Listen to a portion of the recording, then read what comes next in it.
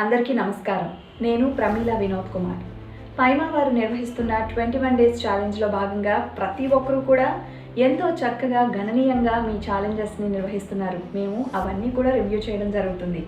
మరి ఈరోజు ఛాలెంజ్ ఏంటో తెలుసుకోవాలనుకుంటున్నారా?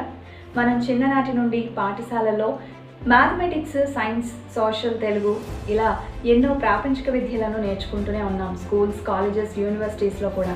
మరి అలాగే ప్రాపంచిక విద్యతో పాటు ఆధ్యాత్మిక విద్యను కూడా నేర్చుకోవాలంటే ఎవరు నేర్పిస్తారు?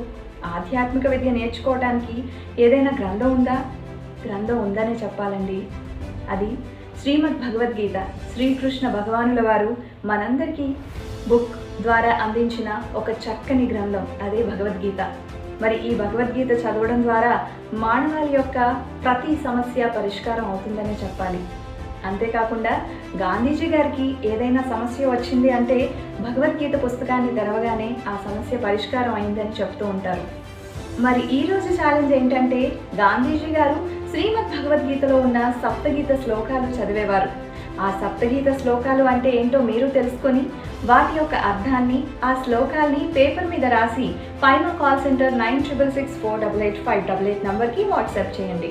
ఇదేనండి ఈరోజు ఛాలెంజ్. గుర్తుంది కదా? సప్తగీత శ్లోకాలన్నీ చదివి ఆ 7 శ్లోకాలని, వాటి యొక్క తాత్పర్యాన్ని పేపర్ మీద రాసి మా వాట్సాప్ నంబర్కి మీరు పంపించాల్సిందిగా ఉంటుంది. ఇదేనండి ఈరోజు ఛాలెంజ్. మరి మీరందరూ కూడా భగవద్గీతలో ఉన్న జ్ఞానాన్ని తెలుసుకొని ఎంతో జ్ఞానాన్ని పొందాలని మరి కోరుకుంటున్నాము. Stay home and stay safe. Thank you.